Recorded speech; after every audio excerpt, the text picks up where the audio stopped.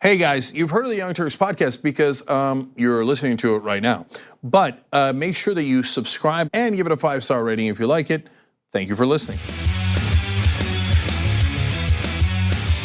All right, welcome to the Young Turks. Cenk, Uygur, and Kasparian on a special, interesting day. So, lots going on. I promise you guys a special announcement today. You will get a special announcement today. So it is going to be in the 8 o'clock hour. So you know we do the show for 3 hours, and 8 o'clock is normally when we have guests. So as we told you, there was going to be a special announcement on Tuesday. I think that we delivered on that, and I told you that day I was a little nervous about that for whatever reason, and I'm also a little nervous today. So it'll be fun for everybody. Okay, so Anna, what's in the show? A lot of news to get to. I just want to let you guys know that in the second hour, we will be doing coverage of the shooting that happened in Santa Clarita. But for now, we are going to focus on updates on the impeachment investigation, and there are some damaging updates for Donald Trump, so let's get started. A second US embassy official has corroborated what William Taylor testified during the impeachment hearings yesterday. Now, there was some new information shared by US Ambassador William Taylor, and it had to do with a staffer of his who had overheard a conversation between Gordon Sondland and Donald Trump. Now, a second US embassy official has come forward and said that this individual has also heard the conversation. Now, what was the conversation about? Let me refresh your memory. Let's take a look. Last Friday, a member of my staff told me of events that occurred on July 26th. While Ambassador Volker and I visited the front, this member of my staff accompanied Ambassador Sondland. Ambassador Sondland met with Mr. Yermak. Following that meeting, in the presence of my staff at a restaurant, Ambassador Sondland called President Trump and told him of his meetings in Kyiv. The member of my staff could hear President Trump on the phone asking Ambassador Sondland about the investigations. Ambassador Sondland told President Trump the Ukrainians were ready to move forward. Following the call with President Trump, the member of my staff asked Ambassador Sondland what President Trump thought about Ukraine. Ambassador Sondland responded that President Trump cares more about the investigations of Biden, which Giuliani was pressing for. At the time I gave my deposition on October 22nd, I was not aware of this information. I'm including it here for completeness. As the committee knows, I reported this information through counsel to the State Department's legal advisor, as well as to counsel for both the majority and the minority of this committee. It is my understanding that the committee is following up on this matter. Now, as we know, one of the defenses that the GOP uses in order to try to make it appear as though Trump did nothing wrong is they'll say, well, Trump didn't have direct conversations about these investigations into the Bidens. There's a lot of hearsay going on, when in reality, based on the conversation that Trump had with Gordon Sondland, he was very well aware of the investigations. And so the other offense that you hear from Republicans is, well, this is hearsay because this is a staffer of William Taylor's and William Taylor didn't hear it. So how do we know? Well, here's the thing. The second diplomatic staffer also at the table during this conversation is Surya Jayanti, a foreign service officer based in Kiev. A person briefed on what this individual overheard spoke to the Associated Press on condition of anonymity to discuss a sensitive matter currently under investigation. The staffer told Taylor, or the staffer Taylor testified about is David Holmes, the political counselor at the embassy in Kiev. Holmes is scheduled to testify before House investigators in a closed session. So these are individuals who heard it firsthand, and they are going to testify to House investigators. Look, it's exceedingly clear. So the rest is just political games. And yesterday, I said that they would make fun of Kent's bow tie. He was the other guy that testified yesterday. And I don't know if they got into the bow tie, but two things happened. Rush Limbaugh said, oh, it's okay, these are just a bunch of State Department nerds, okay? And a couple of the press totally picked up on the White House talking point that the hearing was not exciting enough. So no one got voted off the island, no one was naked nor afraid. There wasn't enough pizzazz. Pizzazz is the exact word used, okay? So the guy's calmly, sober-minded, testifying to, here's the president breaking the law, and here is our witness testimony showing that he broke the law, and how unusual it was. They also testified to that, right? Totally, and now witness after witness corroborating, right? Not enough pizzazz. I mean, nobody jumped off the top rope. There wasn't a pile driver or a suplex. I mean, this is what I was gonna ask it, but I don't have to ask it. I know it. This is what we have devolved to. Yeah, this isn't a joke, right? This is a real investigation into wrongdoing by Donald Trump. And for all the people who think it's not a big deal, right? I mean, just imagine if your preferred candidate was targeted in the same way that Joe Biden was targeted. Donald Trump specifically looked to dig up dirt on his political rival. Now, I'm not a fan of Joe Biden's, right? But I understand the severity of the issue at hand. You cannot allow a foreign actor to meddle in US elections. You cannot allow a sitting president to dig up dirt on a political rival using the help of a foreign government. And that's exactly what Donald Trump did here. And I also want to note that the phone conversation between Gordon Sondland, okay, the EU ambassador, and Donald Trump happened on July 26th, one day after Trump had his conversation with Vladimir Zelensky. Yes, so guys, I don't know why the Democrats don't ask this. If Donald Trump is allowed to ask foreign governments to interfere in our elections, can I also ask them, right? Can any of the Democrats, why don't they testify? Like say, hey, so I'm just curious for if the Republicans call witnesses, right? So could I ask the Chinese to help me against my Republican opponent? How much could I ask for their help? Can I ask them to dig up and OPPO research against them? How about the Russians? How about the Chinese? How about the Venezuelans? Who can I ask and how much can I ask? Because I'm trying to understand what the laws here are. Now he's in clear violation of the law and you say that's okay. So, okay, then I wanna know what's okay because I'm gonna use it against my Republican opponents. The minute you tell me it's okay, I'm just gonna make a deal with a foreign government and I'm gonna dig up dirt and maybe a lot of money because apparently it's okay. Now foreign governments can donate to my campaign because that's what they're doing. They're spending a lot of money if it was successful to do research, do an investigation, etc., on behalf of the Trump campaign, not the Trump administration.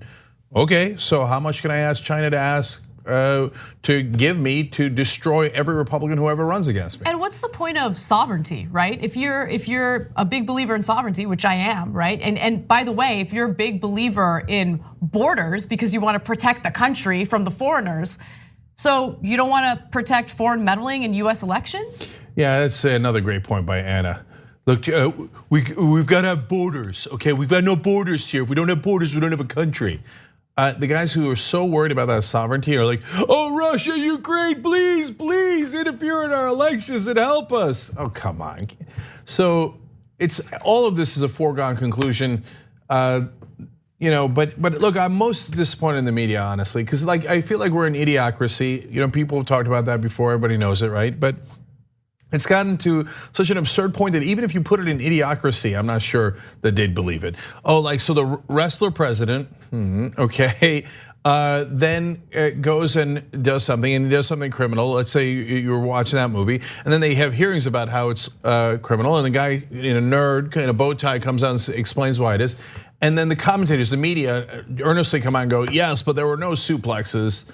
He was not even put in a headlock. So sorry, he's obviously lost the Intercontinental Championship and he's dismissed.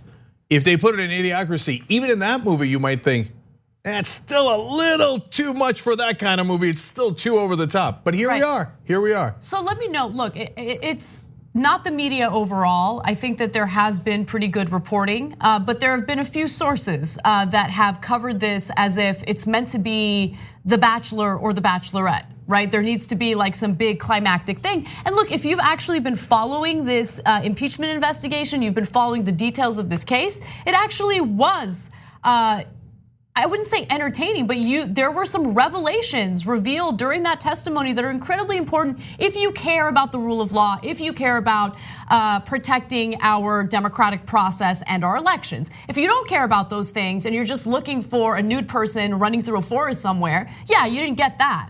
But you got testimony from highly credible Trump administration officials about his wrongdoing and his attempts to dig up dirt on his political rivals. And if you don't care about his political rival in this particular case, whether it's Joe Biden or in the case of China, he wanted China to investigate Elizabeth Warren. Well, I mean, come on, guys. I mean, how much more evidence do you need? It's amazing. It's amazing. So he's telling us that the two countries is interested in corruption and doesn't care about corruption anywhere else, including America. And Saudi Arabia. Right, but yeah, Saudi Arabia, oh, you chop people up. I got no problem with that kind of corruption, right? And you do it for money. I like, that's why I said it's okay for the money.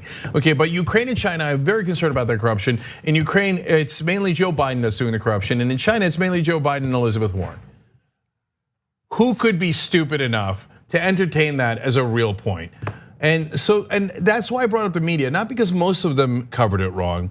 Those couple of headlines were very, very frustrating. Yeah. But no, it's the idea that we have to debate anything that the Republicans say or that Trump says. So their talking point yesterday was, okay, maybe the president's a criminal, but the people telling us he's a criminal weren't exciting enough. And there we are, we're knee deep in a debate about whether they were exciting enough, right? So no, it's okay to dismiss them out of hand. I know they're never gonna do it. They're never gonna do it. But I mean, what? Okay, now let me ask the media: is there any line? What if they said, well, obviously you can't trust Ambassador Taylor. He doesn't have two heads. Would we have to debate whether he has to have two heads? Some media outlets, yes, they would 100% mention that, and then they would engage in some sort of panel debate about it. It's ridiculous. I get it, but just to mention one of the other outrageous things that Republicans focused on from the hearings yesterday, apparently George Kent drank too much water. Okay.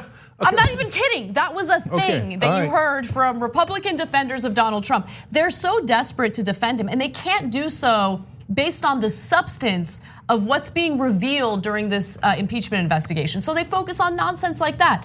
My point is, and I think your point is, the media shouldn't cover those things, shouldn't care about those things. You're helping their cause by simply regurgitating their nonsense. All right, you know what, just last thing, guys, on this.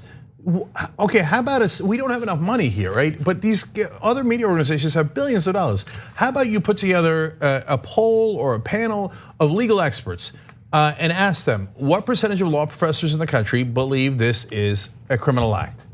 Oh, look at that, 95% think it's a criminal act. Or maybe it isn't, maybe it's 65%, maybe it's just 13%. It'd be interesting to know, right? So instead of one side seems to show clear violation of the law and the other side says the guy drinks too much water, so we're gonna call it even, or we're gonna entertain that conversation, or how about you try to the best of your ability, ascertain what's real? Well, it turns out 98.5% of law professors in the country believe that it is a clear violation of the law. Well, okay, that's an interesting fact, right? How about we try to get at the truth? Absolutely. All right, well, let's move on to some fun, because there are some right wingers who are really struggling with this impeachment investigation, and it's wonderful to watch. So, Attorney General William Barr seems to be ghosting a little bit on Donald Trump as the White House turns.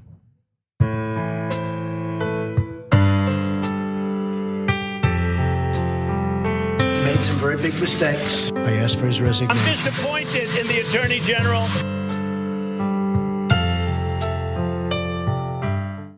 Donald Trump may indeed be disappointed in the Attorney General. In a recent interview, William Barr said he did not remember President Trump ever asking him to hold a news conference declaring the commander-in-chief broke no laws in a controversial phone call with the leader of Ukraine, Vladimir Zelensky.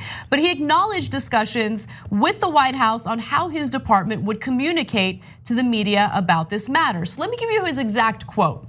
He told the Washington Post, "I don't remember any such request. In fact, my recollection is that I told the White House that we would do what we would normally do, and that is issue a press statement," which we did, and that was not an issue. There was no pushback on that. So let me give you some background.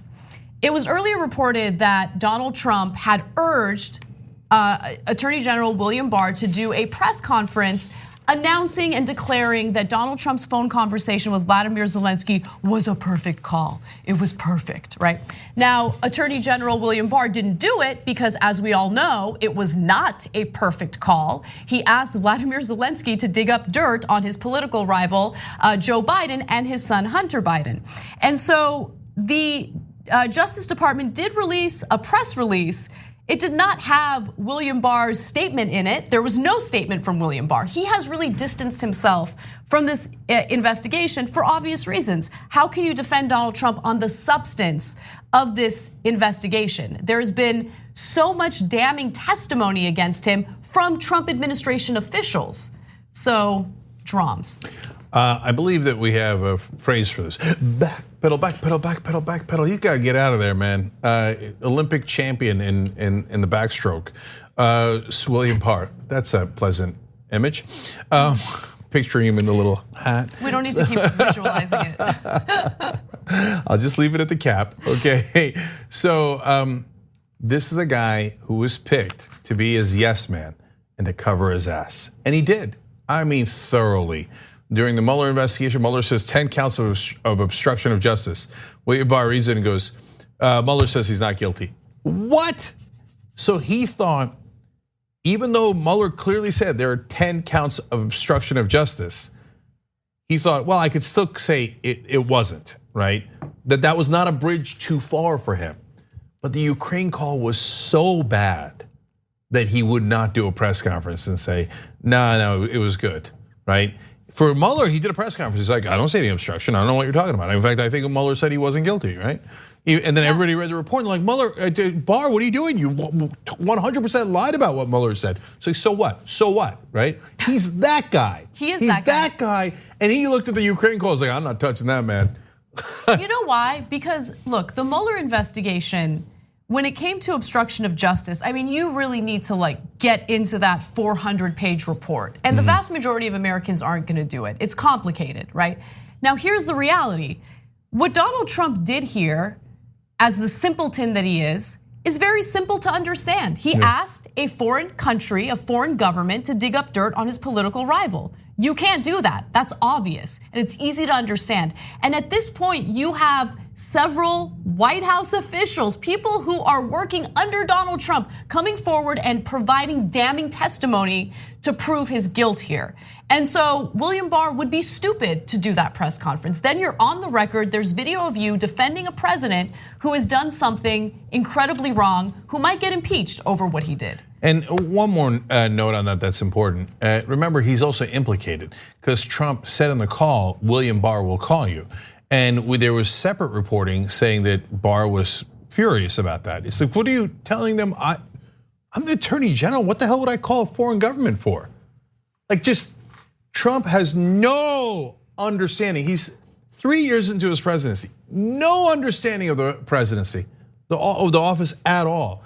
If you wanted an official government representative to call Zelensky, it wouldn't be your agriculture secretary and it wouldn't be your attorney general. That doesn't make any sense. And so instead of having a State Department official call, he's like, oh, I'll have my personal lawyer call you and the attorney general. Why? Because he's an idiot. He does. So Barr sees that and he's like, oh, for God's sake, not only are you guilty, now I might be guilty if people think I actually did call him, because then I'd be part of the crime. Oops, that's why he's not out there, because it's obviously a crime and he would not like to go to prison.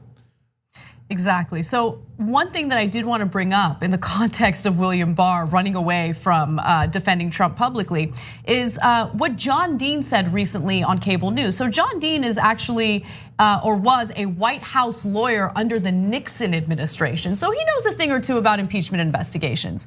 And get a load of what he had to say about the first day of public hearings in the Trump impeachment investigation. We know from what's come out of the executive sessions, generally where this is going. And what struck me today in listening to these two witnesses is they already have more than they had against Richard Nixon to impeach him. Just on all accounts, because the evidence is there. Oops. Yeah, look, Nixon did a lot of things wrong as well, and John Dean would know that. But here we have 4 crimes against Trump, and so it's the 2 crimes in Ukraine, soliciting the help from a foreign government, and bribery/extortion for the quid pro quo, and then you have the obstruction charges from Mueller for the Russia investigation. By the way, same idea, different countries, but hey, why don't you help me against my political opponent? Even though, and in the case of Russia, you're arguably one of our top adversaries. I mean, it's before Trump, all of this was unimaginable.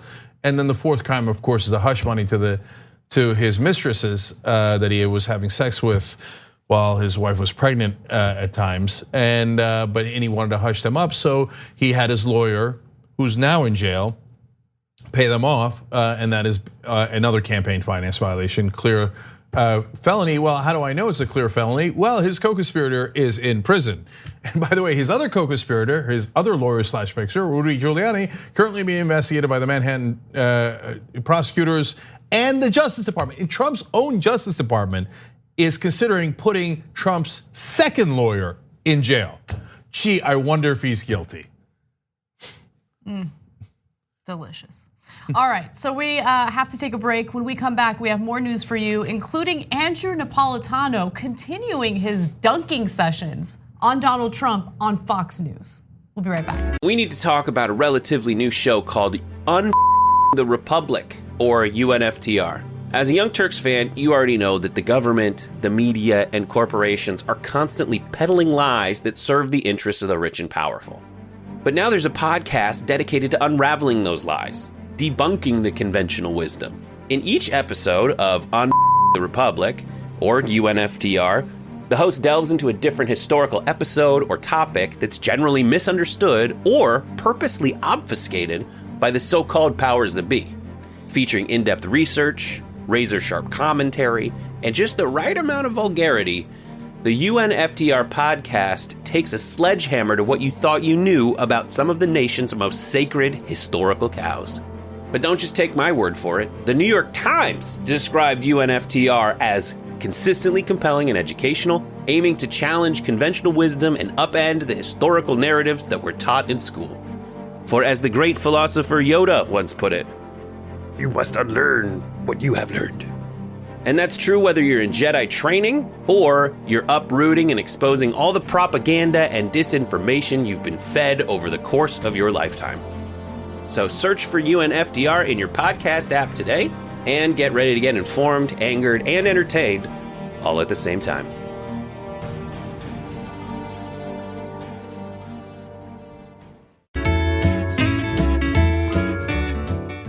All right, back on the Young Turks. My Gay Marriage writes in, where can I buy an audiobook narrated by Bill Taylor? Like butter. By the way, I don't know anything about his politics. I don't care. I don't want to know. But he's got a good voice. Okay, well, and that's all that matters, obviously. All right, I bathe in a very stable genius's tears writes in, the cracks in the dams are widening. More than trickles are coming out. The orange little Dutch boy and his fat GOP fingers can't stop the leaks.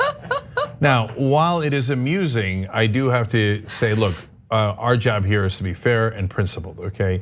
We can't be hypocritical and say he's got tiny hands and fat fingers. So we kind of have to make up our mind. I mean, it's possible, but it does seem a little contradictory. What, to have fat fingers but small hands? Yeah. That is 100% possible. I've seen it all the time. All right, I withdraw my statement. Common. Okay, there you go. How dare you discriminate? Sausage fingers? Yeah, sausage fingers, exactly. All right, okay. Man, you have been neglecting the Fat Finger Society. I have, I'm so sorry to that community.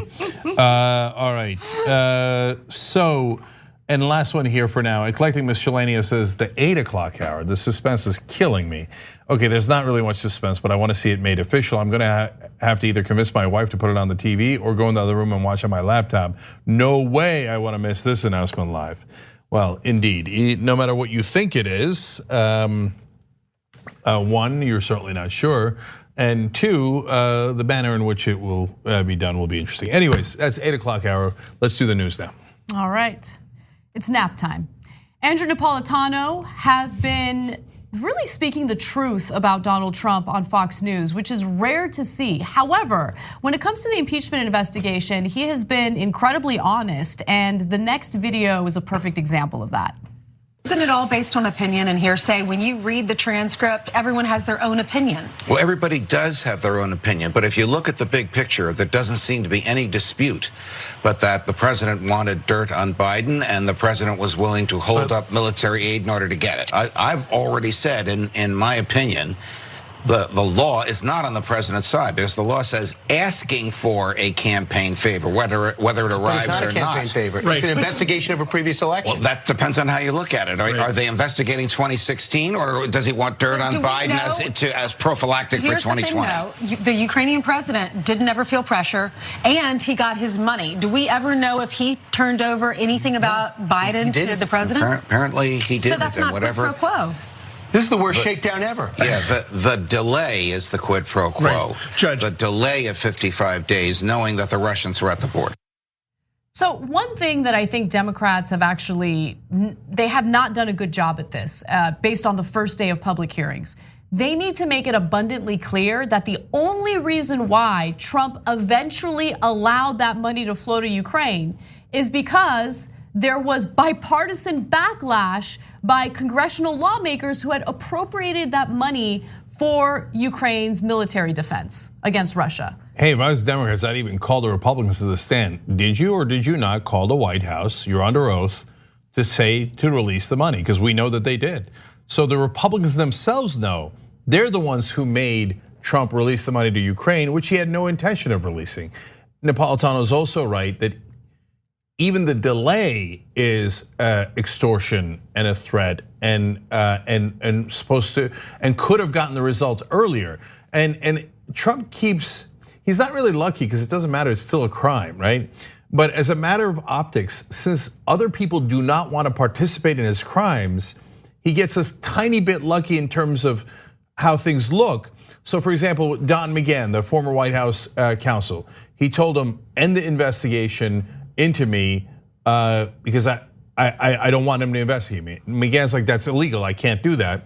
If McGahn had done it, boom, it's already over, right? And then he tells McGahn, okay, now go to lie to Congress and say we didn't have that conversation. McGahn's like, I can't do that, that's also illegal. So then he turns around and goes, see, McGahn didn't lie to you, and see, he didn't end the investigation, but you asked him to, right? And so in this case, he's like, well, Ukraine took a look, they were, by the way, about to announce an investigation of Biden. As Anna's told you on a number of occasions, Zelensky was about to go on CNN. Fareed Zakaria's show specifically. Yeah, and announce the investigation because they desperately need that money to defend themselves from the Russians. And that's when they had the bipartisan measure. And to be fair to the Republicans were the ones, along with the Democrats, who pressured Trump, no, you can't do that, that's illegal, it's wrong, etc. You must give the aid over. So slight credit to Zelensky for holding out 55 days and not consummating his portion of the crime, right? Exactly. But even asking for a solicitation from a foreign government is a crime. The quid pro quo still holds for Donald Trump. But the last thing that they have is, like, it's here, I'll give you one quick analogy about it. You go to rob a bank, you have co-conspirators, you told all these, Giuliani and the ambassador Sondland, etc. We're gonna go rob the bank, they get their thing, and Trump is part of it. He did the call, he had conversations with all these people. There's now all the witnesses who say, yeah, he told me to hold up the aid, etc. It's conspiring to commit the crime. So they all go to rob the bank and they've got the weapons and they point the weapons and it just turns out the bank had no money, right? That doesn't mean you didn't commit a crime. Right. You still definitely committed a crime. It's just that you're such a serial bungler, you picked the one bank with no money. That doesn't make you innocent. So the first day of public testimony in the impeachment investigation was so damning that the White House was panicking behind the scenes. So according to reporting, the White House was furious. Rapid reaction mode, or the White House was in furious rapid reaction mode during the first day of impeachment hearings of Donald Trump, reportedly sending out as many as 6 to 7 talking point emails every hour to House Republicans, overwhelming them to the point of frustration. In fact, it got so bad that at one point, Republican lawmakers would respond back by saying, stop spamming me, right? I mean, these are Republican lawmakers who are doing their best to defend Donald Trump. Of course, they don't focus on substance because they can't, but they're doing their best to defend him. And the White House, pretending like they're not paying attention to the hearings, we're paying very close attention because the testimony was so damning.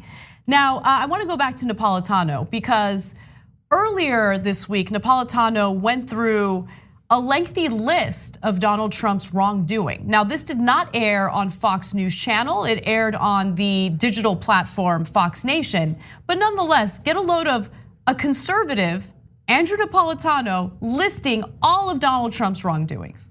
In nearly 3 years in office, President Donald Trump has spent federal dollars not authorized by Congress, separated families and incarcerated children at the Texas-Mexico border in defiance of a federal court order, pulled 1,000 American troops out of Syria, ignoring a commitment to allies and facilitating war against civilians there, and sent 2,000 American troops to Saudi Arabia without a congressional authorization or declaration of war.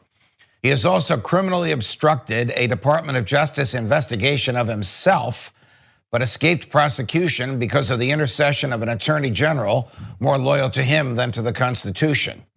The Constitution.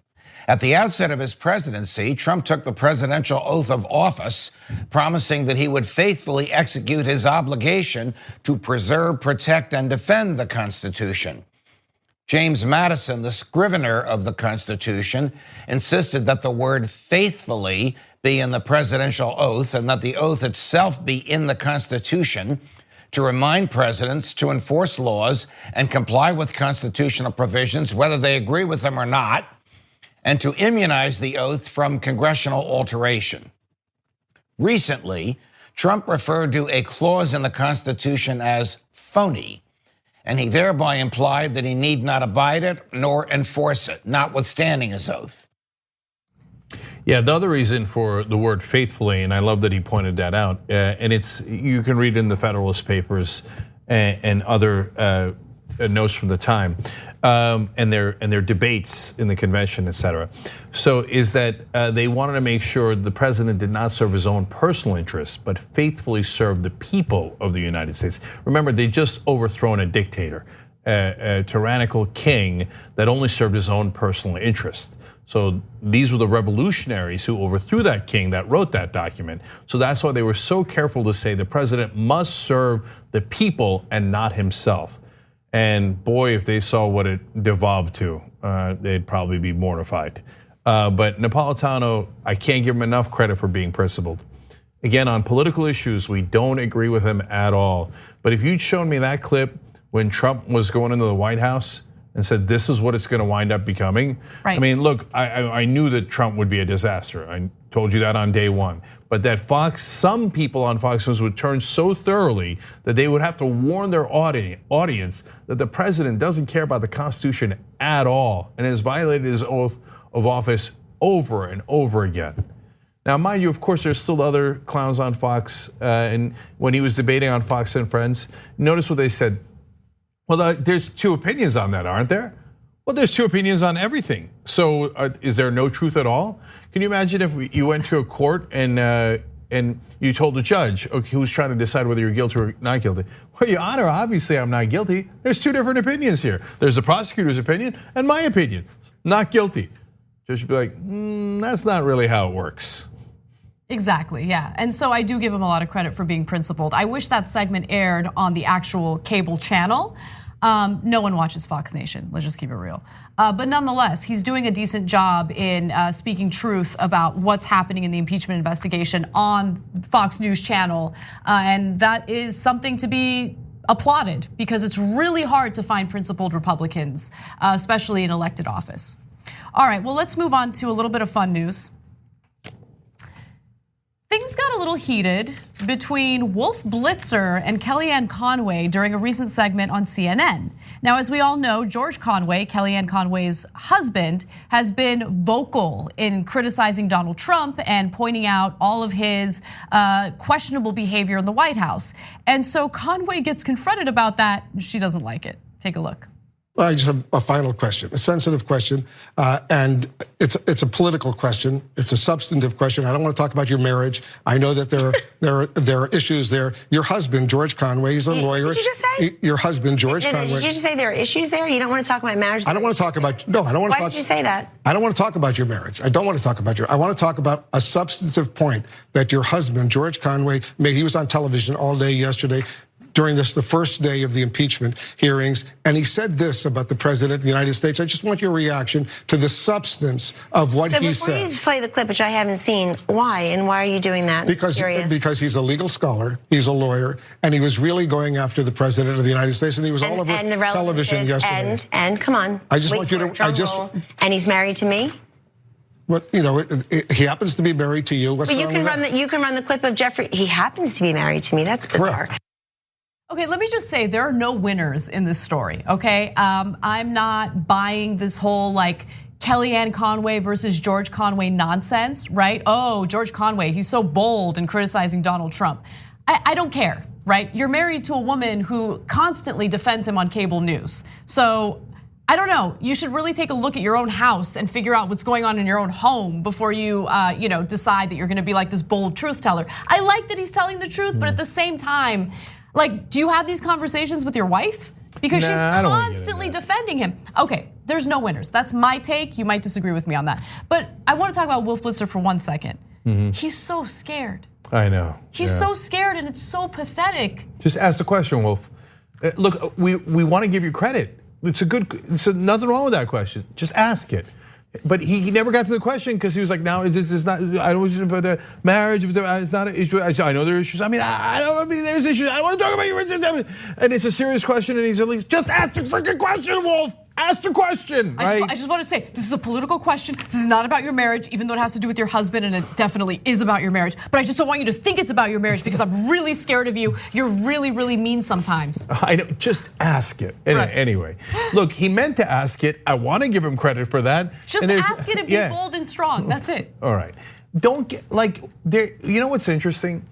And there is there's an underlying problem here that's bigger than just this interaction, which is that the press is afraid of power. Yes. So you're supposed to be the watchdog. The watchdog doesn't come to the robber and go, "Now I said, look, I know you're looking to rob the house, but I just look, I know I'm gonna let you rob the house. I'm gonna let you rob it. Could you just?" No, the watchdog attacks, right? And says, "Hey, I'm gonna hold you accountable. Your husband, George Conway, legal scholar, says this. Oh, he's my husband. That's off bounds. Hey, I don't care what you think off bounds is. Okay, here's a top legal Republican scholar saying that the guy you work for is obviously a criminal and should be impeached. How do you answer that? He's my husband. I don't care that he's your husband. Answer the question. Yes. Answer the question, yes. Right? That's watchdog. Not this, right?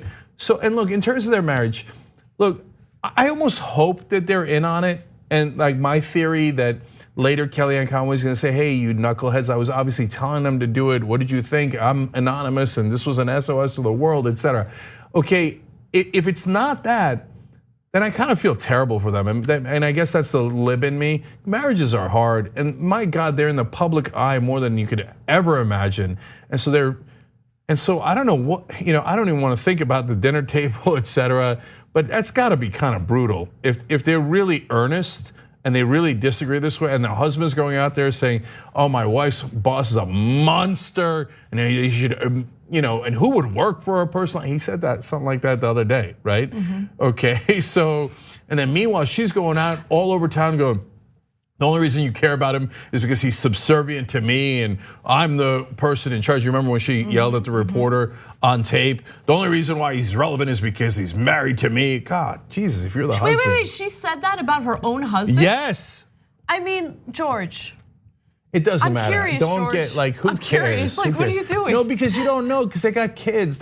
Look, so that's why I genuinely don't care about. It's not about their marriage, but it's a fair question about. Here's a guy who was considered by the Trump administration for a position, so he's not a never Trumper, and so can you answer the question about why he thinks that your boss should be impeached? Fair question, but we never got to it. No, we did get to it actually. I mean, in that clip, sort of. Sorry. Yeah, so let's go to the next clip because the conversation continued. But I know there are issues. Why would you say that? What is it? I don't want to talk about your. I don't want to talk about your. Why would you say there are issues? Listen to what your husband said. I'll play the clip. The problem with Donald Trump is he always sees himself first. Trump is all about Trump. And that's why it was inevitable he'd get himself into the soup once again. And that's what this is all about. He was using the power of the presidency in its most unchecked area, foreign affairs, to advance his own personal interests as opposed to the country's. All right, that's a serious allegation, a serious charge. He was using the power of the presidency, its most unchecked area, foreign affairs, to advance his own personal interests as opposed to the country's. That is his opinion. And I don't think MSNBC was lacking for anti-Trump voices. And we've heard things like that said on CNN for 3 years. And we've heard things like that said on that network for 3 years and elsewise. And honestly, where is the shame? Where is the introspection of people who have said for 3 years respectfully, well, actually beginning in May of 2017, I'll quote your wife's husband right now. I won't talk about your marriage, but I'll quote your wife's husband. 2017, you asked Angus King, are we getting closer to impeachment? I don't know why that's a controversial question to ask, right? That's a nonsense response. But I just want to mention something. She's putting herself in the position of a victim, right? Because Wolf Blitzer is asking a question about a very serious disagreement between Kellyanne Conway and her own husband, who is a legal scholar, right? And she's the one who goes on national television to defend Donald Trump's disgusting policies at the border, which has led to dozens of migrants dying in cages. Those are victims. Those are victims. You're not a victim. You're in a position of power. Okay, so don't make yourself out, oh, there's all these other people that disagree, so why can't you play their clips? Because it's interesting that your husband, who's a legal scholar, is speaking the truth about the lack of legality in the White House. Okay, yeah. That's why. So is it a relevant question to ask about impeachment in the middle of impeachment to one of the president's top advisors? I can't imagine a more relevant question. What were you supposed to ask about? What'd you have for lunch? Of course it's right. Did you notice she never answered? Never answered. That's Kellyanne Conway 101. Divert, divert, divert. Squirrel, squirrel, bucket of squirrels, right? Oh, I can't believe you'd ask that. Shame. May of 2017. Yeah, but wait, did he advance his own personal interest in conducting foreign policy? On the other hand, squirrel, squirrel. So okay, for the record, never answered it. And if my theory is right, she'll then turn around and go, if you notice, I never answered it, right? Now, George and I were working on this the whole time, and whenever you asked me about what he said, I never denied it, okay? So that could easily be the shell game that they're playing. But my favorite part was at the end, have you no shame? Yeah, have you no shame? Working for the Trump administration, being there, his top lackey, going out there and defending all the monstrous things he did. And you're asking if other people have no shame. All right, duly noted, Kellyanne. I have to say one final thing. If that is the shell game that they're playing, right? And if she plans on coming forward sometime in the future when Trump is no longer in office to say, this was our plan, George Conway, my husband was saying this and I never disagreed with him publicly. Okay, just understand that she continued working for Trump and she continued defending Trump. Why? Is there anyone putting a gun to her head and telling her she needs to work for Trump and defend Trump? No, she has made a decision to do so. Why? Why has she made a decision to do so? Because of the power, because of the access, because of her own self-interests. So she doesn't get to go through the mainstream media, laundering cycle to clear her reputation. Well, she's a bad person, period. I don't care what her husband does, I care what she does. And she defends him time and time again. Defends Trump time and time again. Look, I'll give you a quick example and why it's so seductive for the people in Washington. I was at an event during the White House Correspondents' Dinner weekend. It was actually arguably the top party of the weekend. And Kellyanne Conway, this was 2 years ago, Kellyanne Conway walks in and everybody was like, oh, and like the whole crowd buzzed around her, media people, other politicians, everybody at the party. All of a sudden, everybody's taking pictures, and she was the big celebrity at the party. That's why she does it. Later, when she'll pretend that it was out of principle and she was leaking and she was trying to help the country and save the country, no way She loved the fame and the power. That's why she did it. We got to take a quick break. When we come back, we have some more to cover on Donald Trump's joint press conference with Erdogan. At TYT, we frequently talk about all the ways that big tech companies are taking control of our online lives, constantly monitoring us and storing and selling our data. But that doesn't mean we have to let them. It's possible to stay anonymous online and hide your data from the prying eyes of big tech. And one of the best ways is with ExpressVPN. ExpressVPN hides your IP address, making your activity more difficult to trace and sell to advertisers. ExpressVPN also encrypts 100% of your network data to protect you from eavesdroppers and cyber criminals. And it's also easy to install. A single mouse click protects all your devices. But listen, guys, this is important. ExpressVPN is rated #1 by CNET and Wired magazine. So take back control of your life online and secure your data with a top VPN solution available, ExpressVPN. And if you go to expressvpn.com/TYT, you can get 3 extra months for free with this exclusive link just for TYT fans. That's expressvpn.com/TYT. Check it out today. We hope you're enjoying this free clip from the Young Turks. If you want to get the whole show and more exclusive content while supporting independent media, become a member at tyt.com/join today. In the meantime, enjoy this free segment. All right, back in the Young Turks. Let's go to the member section, tyt.com/join to become a member. Woody sometimes says it's the worst shakedown in history, referring to what they said on Fox News. And then he says, in Cenk's voice, of course, Trump's too stupid for a good shakedown. I like that I did the of course in Cenk's voice as if I'm not Cenk. Okay, anyway, SMMFH till it falls off, writes in. Oh my gosh, Anna, I was yelling at the TV yesterday. He only released the funds after pressure from Congress. Yeah. Hashtag weak Dems. But hold, because I want to go to YouTube super chat.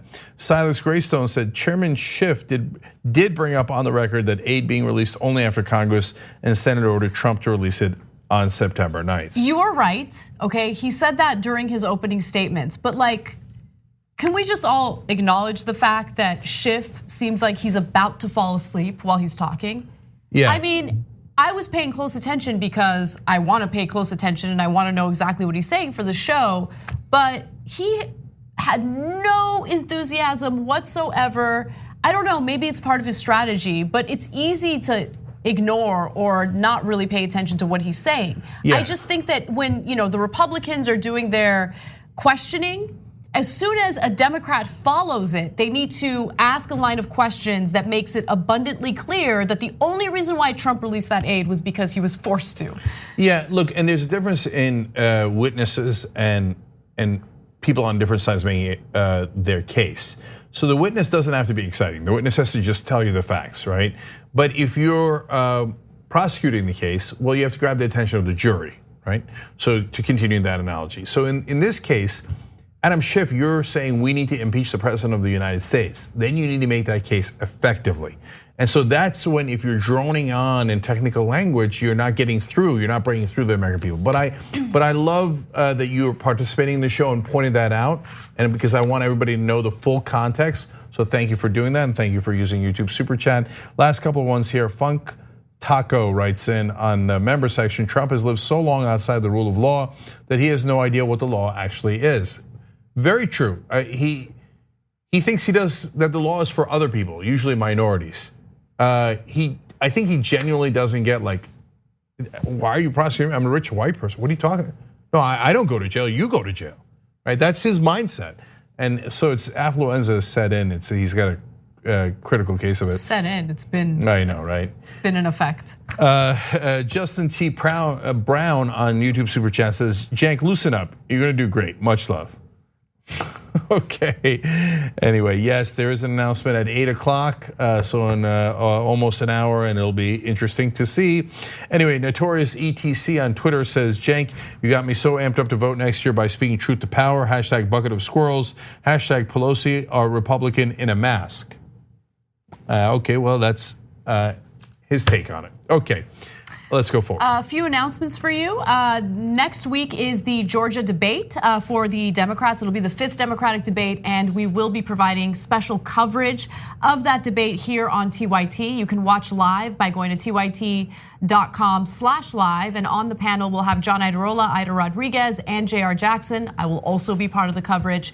So again, this is on Wednesday, November 20th at 11 p.m. Eastern Time, 8 p.m. Pacific, and there will also be a Revolution Rally in Georgia.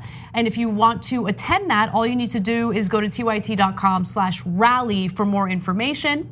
Now let's talk a little bit about Aspiration. If you're looking for a wonderful financial institution to put your money in, Aspiration is the place to go. They will not invest your money in any shady industry, including the fossil fuel industry. Just go to aspiration.com/TYT to learn more. And finally, if you are looking to invest your money, Doe might be the answer for you. Doe is a great place to go if you're new to investing, because what they'll do is ask you some questions about what your interests are, and then they'll give you some investing options based on that. And so there are apparently no fees to trade, which is really nice. So you can check it out by going to doe.com/TYT. All right, let's move on. After Trump made his abrupt decision to pull US troops out of northern Syria, and he essentially abandoned our Kurdish allies by doing so, Erdogan, the president of Turkey, launched a military operation into northern Syria, which led to the death of our Kurdish allies and also the abandonment of certain prisons that were keeping ISIS fighters. Now, this was a huge issue. It led to both Mike Pompeo and Vice President Mike Pence going to Turkey to demand a ceasefire. However, what was interesting is during a joint press conference between Donald Trump and Erdogan, the topic of a letter that Trump had written to Erdogan came up.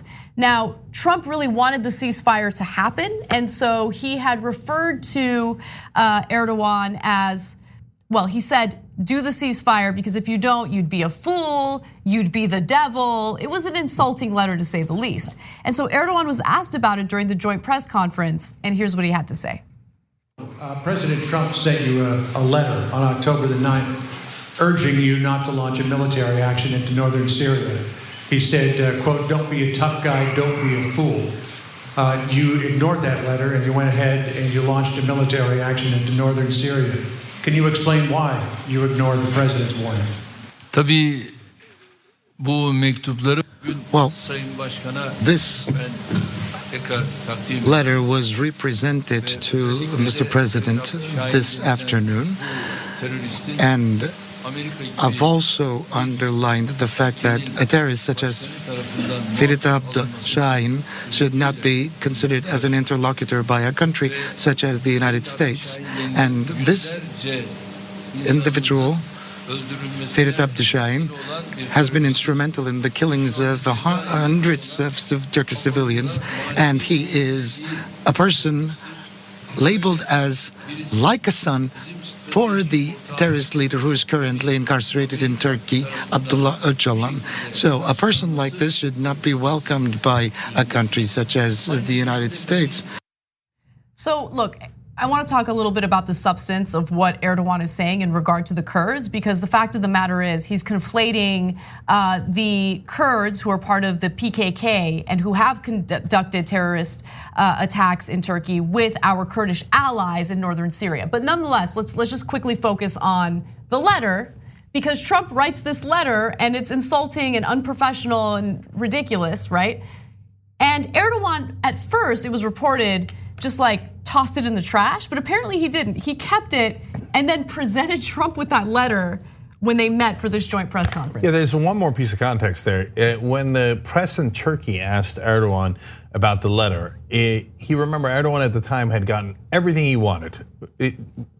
The supposed deal was that the Turks would then house the ISIS detainees. Now, that never came to fruition because the Kurds have them and the Kurds would not hand them over to the Turks. None of that made any sense. So Erdogan was like, yeah, sure. Oh, Trump, you want me to do that? Yeah, sure. Have the Kurds send them over to me. And so he he got northern Syria, he got everything he wanted. So when they asked him about this incredibly rude, bizarre letter, he said, oh, no, we're okay, no problem, right? But later, I know what to do with that letter. Okay, so now when Erdogan says that, that means something, okay? So apparently what he meant is when I go to the White House, I'll hand it back to him and go, no, thank you. Right, okay? and that's what he did. And that's what he did. And so that, we don't agree with his actions in northern Syria, but that is badass. And of course, Trump, I don't know, look, he's so weak. When it comes to actual strongmen, Trump is such a coward. No, but he is such a coward, and I'm gonna provide evidence of that in just a second. I mean, we've provided evidence in the past, but if you pay close attention to Trump's body language while the reporter is asking Erdogan the question, once he mentions the language used in the letter, Trump does this, he goes, like he's so proud of himself. And it's like, no, you don't understand. That was not a tough letter. Erdogan laughs at you. Yeah. Right, and that's devastating because Erdogan's not a good guy. He's a really bad guy, especially with what he did with that military operation in northern Syria. And to argue that those Kurds in northern Syria are all terrorists is ridiculous. So there is a portion of the Kurds, the PKK, who have conducted terrorist attacks in Turkey. But that's not all the Kurds that we were allied with in northern Syria. These are individuals who helped us fight ISIS in northern Syria. They were guarding ISIS fighters in prisons in northern Syria. Well, so, okay, now one more thing about the letter, and then I want to give context on that too. So I think that it's actually a really smart move by Erdogan, because I don't know if he thought this through and if he knows how unintelligent Trump is, but after his dealings with him, he probably figured it out. When he hands the letter back to Trump, that's in Turkey will be perceived as like, man, that is strong. You go to the White House and go, no, thank you, take this goddamn letter back, right? Mm-hmm. And so he wins a lot of political points back at home. But Trump's such a dummy, he probably doesn't understand what happened. He's like, oh, you gave me the letter back. Oh, okay, thank you. Thank you. Like he just doesn't. I want to keep this for my record. Yeah. I might frame it and put it up in one of my golf courses. Oh, I guess you're giving it back to me because it was such a strong letter. So like strong. he's not going to get it. So it's kind of a win-win for Erdogan. So now onto the substance of it. Look, I think it's a little bit more complicated and nuanced than okay, these Kurds are bad guys and these Kurds are good guys. So is PKK is a terrorist group. Now, with all terrorist groups, they say they're doing it for their homeland and to protect the rights of the people that are Kurdish within Turkey, etc. But the Turks justifiably they're bombing civilians. It's totally unacceptable. And then, are there different people who are also fighting against ISIS with us in northern Syria that are Kurdish? Absolutely. Are the Kurds mainly either one of those groups? No, most people are civilians, and you can't lump either one of them as the Kurds, right? Now, having said that, are there some PKK that probably interact with the other Kurdish forces in northern Syria? Probably, right? And it is very hard to unwind that. So that is what infuriates the Turkish government and honestly the Turkish civilians, saying we know those guys are working together, and you say, hey, they helped you in Syria and they helped you against ISIS, and that's great, but they're bombing us. And so, no, but like, look, Cenk, I get that, right? Which is why it was important. Look, this is one of the rare cases where the Pentagon actually had decent, sound foreign policy, right? Because they were working on a safe zone in northern Syria. So the threat to the Turks no longer existed, or at least was mitigated, right? Yeah. Was mitigated. But Erdogan didn't want to wait for that. Erdogan wanted to launch his military operation. That's exactly what he did. And he committed war crimes as a result of that. So I just don't want us to be hypocritical. I think that this, I'm positive the Turks didn't think that the safe zone was sufficiently mitigating the terrorism arising from what they perceived to be that area. But what's my analysis? The safe zone was actually in a very, very difficult situation, probably almost as good as we could have done. So we did separate the warring parties. Yes, there was still some conflicts and still some terrorism that came out of there. But yes, we also did defeat ISIS in that area, right? So we were trying to thread a very hard needle. So I think America, you know me, I'm willing to criticize American foreign policy to no end. But in this case, I thought they did a pretty good job. Turkey might not have perceived it that way, but hey, we're all different countries, and we all have our different national interests. So it's a rare situation where our foreign policy and Pentagon, we're doing not a perfect job by any stretch of the imagination, but a pretty good job in an extraordinarily difficult situation. But Turkey kind of bulldozed in there. The only part that I point out is, hey, let's not be hypocritical, is if Turkey were Israel and they said, wait, these no good Muslims are bombing us, let us obliterate them, we would, we would. We have over and over again, and there would have been no discussion of nuance. And here, by the way, we're the only ones doing nuance. Everybody else is like Turks are the devil, who cares about terrorism inside Turkey, et cetera, et cetera. And when it comes to Israel, it seems like it's the exact opposite, right? Whereas we're trying to be consistent here. So the Turks should not occupy northern Syria. Israel should not occupy West Bank and Gaza Strip. The Palestinians should not do terrorism. The PKK should not do terrorism. But Turkey and Israel also should not do state violence. And state violence is often undercounted. In this case, the American media goes, no, Turkish state violence is the worst thing in the world. Israeli state violence, oh, come on. They had to bomb the schools and the hospitals because, they were using civilians as shields. That's totally okay. So understand the hypocrisy in the media and also the substance of it here. None of this excuses going into northern Syria. All right, let's take a break. When we come back, we have some more on what Erdogan had communicated to Republican senators. What did Lindsey Graham have to say about the propaganda that he was shown by Erdogan? And then later, we're going to discuss. Leon Cooperman just will not let it go. Oh, dude, you got to go away, man. It's my favorite Just story. go cry at home. That's where most people cry. But he wants to do it for everyone. He wants to show us his tears. So. All right, we'll be back. Thanks for listening to the full episode of the Young Turks. Support our work, listen ad-free, access members-only bonus content, and more by subscribing to Apple Podcasts at apple.co/TYT. I'm your host, Cenk, and I'll see you soon.